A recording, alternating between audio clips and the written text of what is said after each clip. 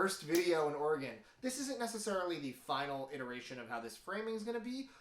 This is kind of what we've worked into so far. I am still organizing the record room, and there is an incredible room tour coming for you guys in January. But for now, the main shelf is set up, and we are going to just rock with this. Definitely going to be working around with a couple angles, but I'm excited to be here. It has been awesome so far.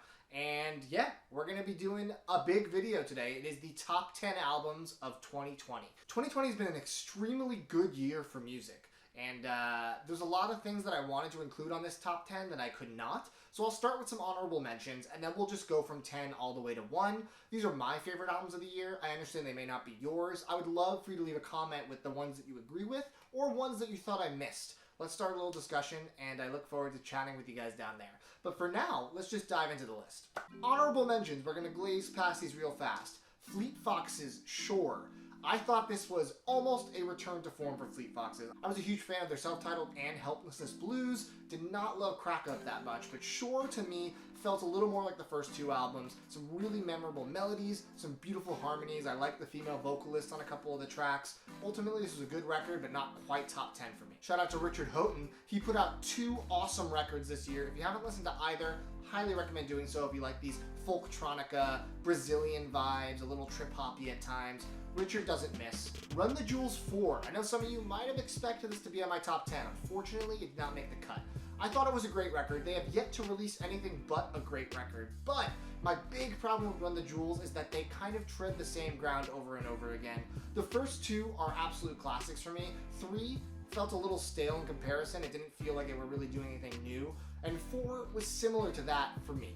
Now, a Run the Jewels record is better than most hip-hop records that exist, and I will say Walking in the Snow is one of my favorite Run the Jewels tracks of all time. But overall, I do think it doesn't quite live up to the excitement of 1 and 2 for me, and just barely didn't make the list because of that. Fiona Apple's Fetch the Bolt Cutters, an unbelievable record, a landmark for her career. I have been a fan of every album she's ever put out. For me though, this list is not the best albums of the year, because that would definitely have made it. This is my personal favorites, the ones that I enjoyed the most, and Fetch the Bolt Cutters thematically is a very heavy album to listen to. I don't listen to it as much as I do her other stuff or the other stuff this year because it was that heavy for me. And ultimately, I do think that it is a great record that is worthy of all the praise it's getting, but it isn't quite a top 10 for me of this year. And I want to give a shout out to Natalia Lafourcade, even though I know I mispronounced that. She is a Mexican singer-songwriter, unbelievable music, and she released 2 albums, Musas Volume 1 and Musas Volume 2. They are both so good. Volume 1 almost made this list. If you like kind of beautiful singer-songwriter stuff, it's all spoken in Spanish, but it is breathtaking. You don't need to be able to understand the words to appreciate the beauty of the music. And last but not least, Taylor Swift, Evermore. Some of you might have thought this would be on the list as well. Well, this was the second album she released, the first being Folklore. Evermore, for me, unfortunately did feel a little more like Folklore B-sides than I wanted it to be. It's the second time she's collaborating largely with Aaron Dessner, the guitarist from The National, my favorite band. And The National is actually featured on one of the tracks on this album, Coney Island, which was my favorite track of the Folklore and Evermore sessions. That being said, I do think that a lot of these tracks feel a little weaker lyrically or thematically than the Folklore tracks, and I do think that some of them retread some melodies that she's worked with on previous records like Red and Speak Now. It didn't quite make the list, but did Folklore? You have to wait and find out. If you haven't already, it'd be awesome if you'd like this video, hit the red subscribe button, and turn your bell notifications on so you don't miss out on any weekly videos I put out. Now let's get to the list. We'll start with number 10, Kid Cudi, Man on the Moon 3, The Chosen. Yeah, I know this just came out a few days prior to making this video, but I have given it enough listens to really form a first initial impression, and that impression is, I really like it. Now, that does not come without the caveats of some negatives. The first negative being that there are 4 acts, and it takes until Act 3 for this to really pick up and become a legendary Kid Cudi record. The first 2 acts, outside of a couple tracks like Tequila Shots, are ultimately forgettable for me. It feels a lot like Travis Scott worship, where you're cultivating a vibe with the music without really saying anything or doing anything new musically. And for me, that's not what I'm into. I am not a Travis Scott fan, as you guys probably know. But it is a fun listen up till that point, and then all of a sudden it really picks up and starts to take off in Act 3. Elsie's Baby Boy starts with this beautiful interpolation of House of the Rising Sun, and it's a really emotional track, followed by September 16th, another fantastic emotional track. Act 3, it literally elevated the album to an incredible status from before when I thought it might have been almost a miss. Thankfully, the latter half of the album is strong with 2 standout tracks, The Void, which feels like an absolute classic Cudi track, and then Lovin' Me, featuring Phoebe Bridgers, of all people, is a triumph, and the only negative is that it is too short of a track. Ultimately, I think this is a nice end to the Man on the Moon trilogy. I think 1 and 2 are leaps and bounds better, but it is a dense album that I think with more listens will continue to uncover things I love about it, and I'm happy it exists. I'm an apologist for Kid Cudi. I even like some Speeding Bullet to Heaven. I like Indicud. I like Passion, Pain, and Demon Slaying. I think he is a way more hit than miss artist, but he doesn't always achieve that greatness like Man on the Moon 1 and 2 did. So this one, I hope it will continue to grow on me, but as of now, it rounds out the list at number 10. Number 9, Machine Gun Kelly, Tickets to My Downfall. If you told me last year that a Machine Gun Kelly album would make my top 10, I would laugh in your face. I would say, no way, he's just that average white rapper that is not very talented, and his music is extremely middling. Well, that isn't necessarily untrue at this point. However, he has completely pivoted genre from rap to pop punk, and he has done it with absolute perfection. He enlisted the help of legendary drummer Travis Barker of Blink-182 to actually go forward and produce the album as well as do drums on it. And let me tell you, while he is not reinventing the wheel with pop punk, he is doing it better than almost anybody. Every one of these tracks are saccharine, they're edgy, they're fun. The lyrics leave a bit to be desired, but honestly, most pop punk lyrics do. They're pretty surface level, a lot of drinking, a lot of partying, a lot of girls stuff, but the melodies are absolutely infectious, and his voice works so much better for pop punk than it does for hip hop, in my opinion. This album blew me away. I love the single Bloody Valentine, and the other track that stood out for me was Forget Me Too, where Halsey puts out a career best performance in my opinion, one of my favorite things I've ever heard her do. There should be way more male-female duetting in pop punk, and this was proof of it. Also, the song Jawbreaker is extremely infectious. I think this is just an absolute blast to listen to. On a vinyl form I go to, someone described it as fast food, where it's not necessarily great, but it's something you can't stop and you're addicted to, and that's the way I feel about this album. It is one of my most played of the year, and I'm very surprised. Number 8, Fort Vine, Primordial Mirror of Cosmic Reflection. As you're watching this video, you're still waiting on your Fort Vine record that I pressed on the label, even though it sold out, which is awesome. I love this record. I have been listening to this for a long time. I actually got a chance to listen to it well before the album came out, thankfully, because that's the perk of knowing the band.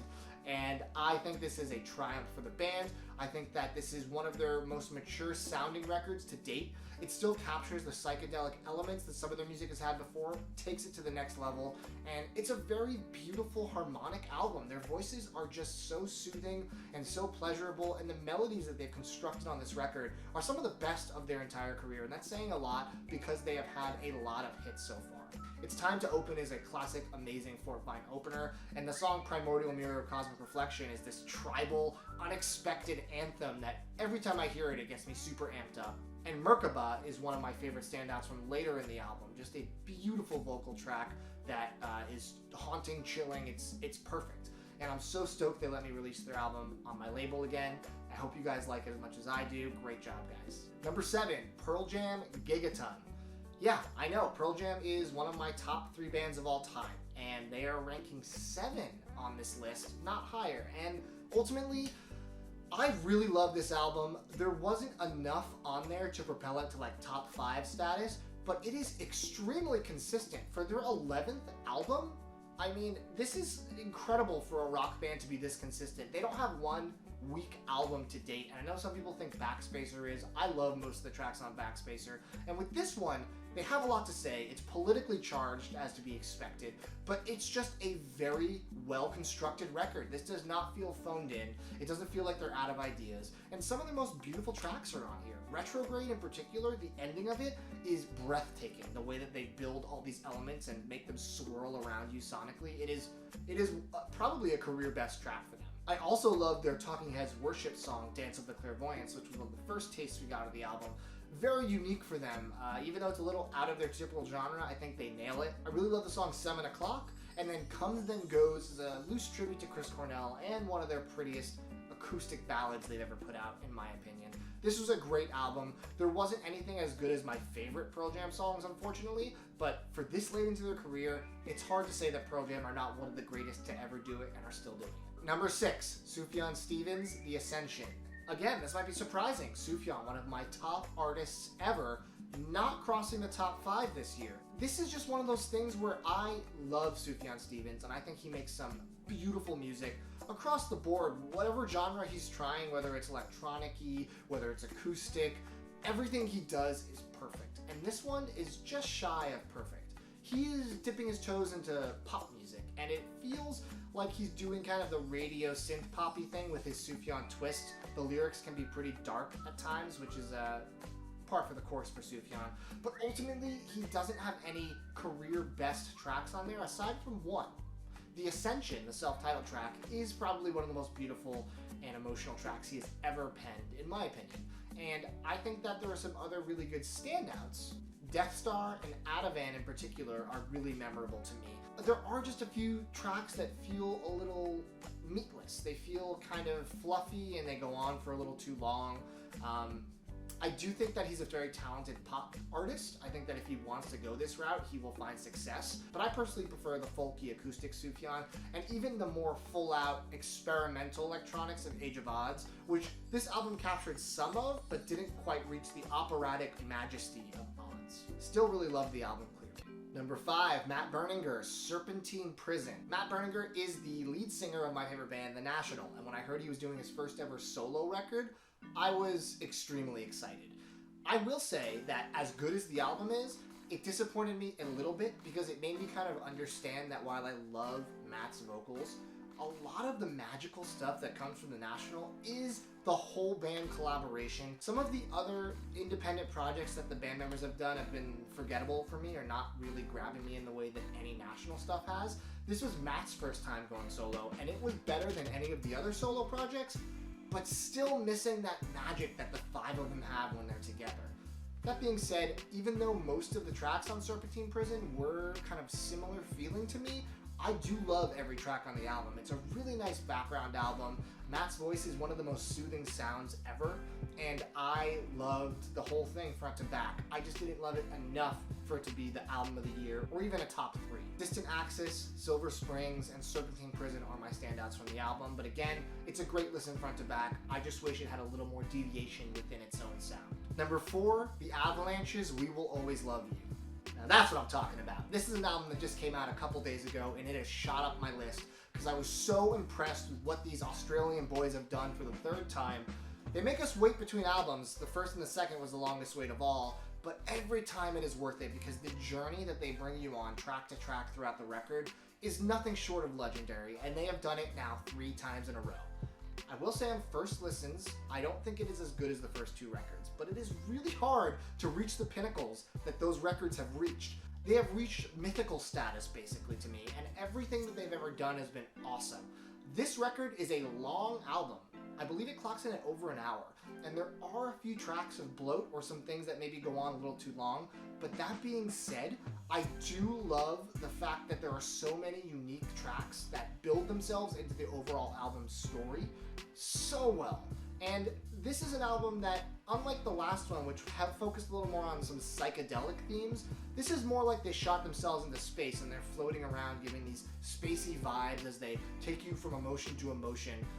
Before the album came out, a lot of people were concerned about the singles. The singles didn't always hold your attention as standalone tracks, and I knew from the start that the Avalanches need you to listen to their albums as cohesive pieces. They don't often have single power that a lot of bands rely on. And I was right, because even the tracks like Running Red Lights that I wasn't a huge fan of when it started, at the end of the album when it comes in, it fits perfectly like the ultimate puzzle piece. I have a few standout tracks: We Will Always Love You, Interstellar Love with Leon Bridges, so good, Reflecting Light, We Go On, Wherever You Go, Born to Lose, and I see you with that little Frank Ocean sample, that 1-2. I see you, Avalanches. I loved this record, and it is so much to unpack. This could potentially have even been higher on the list if I had more time with it. I wish I had more than a handful of days, but I can tell you that it is one of the most impressive, cohesive pieces of music this year, and the features that they have in it are terrific. I love the Jamie XX feature, I love the Cornelius feature, and while Jamie XX really kind of left his mark on that track, and it really felt more like a Jamie XX track than an Avalanches track, I will say that the best part of the Avalanches is that they don't let the features take over, and they are always true to their sound, and the features merely enhance. They don't mask. And I think that's a really impressive ability as the producers, the Avalanches, to be able to do that with all these massive heavy-hitting artists that they work with. So props to them. Number 3, Taylor Swift, Folklore. Yeah, you knew it was going to be on the list. I was in love, and still am, with Taylor Swift's Folklore album. When I woke up to the news that she had worked on an album with Aaron Dessner of The National, I didn't even know what to expect. I mean, these are two artists that I truly love working together in a way that I never thought would ever exist in my lifetime.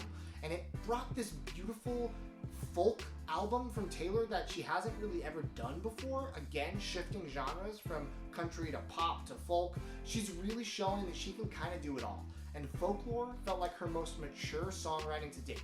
I loved it from first listen, and every time I listened since, it has really gotten stronger. This could be one of the best Taylor Swift albums, up there with Red and up there with Lover for me. I think that I thought she was kind of falling off with 1989 and with Reputation. I don't really dig those albums that much, but this album and Lover brought me right back into the Taylor sphere. I think anyone that's hating on her music really hasn't given it a fair chance, because she is one of the most talented songwriters of our generation, and this album proves it. The Last Great American Dynasty is one of the best tracks she's ever done. Exile with Bon Iver is absolutely chilling and such a good duet, and Hoax is an excellent song that kind of rounds out the album at the end. I think this is a masterpiece. I think Taylor knocked it out of the park, and I'm proud to put this as number 3 on my list. Number 2, Hayley Williams, Petals for Armor. I could not believe how much I loved this record. Hayley Williams, as you guys know, is the singer of Paramore, and Paramore, of course, is pop-punk brilliance, and their last album, After Laughter, definitely changed their sound a bit more. It had a kind of tropical sound. It kind of did the Elliott Smith thing where it sounds upbeat, but it's actually really dark, which I love when musicians do that. This album in particular was Hayley kind of exploring all of her emotions in a way that we've never seen prior to this. Every track came with a video, which was a really cool thing. I know Beyonce does that, and a couple artists like to take that visual thing and add it to the audio medium, which I love. But for me, every one of these tracks just blew me away. This was her getting in touch with her Radiohead side, with her Bjork side. There's some strange sounds on here that are very different than anything she's done with Paramore, and it absolutely works. My favorite tracks are Simmer, Creepin', Sudden Desire, Dead Horse, but it's hard to say because I really love all of them.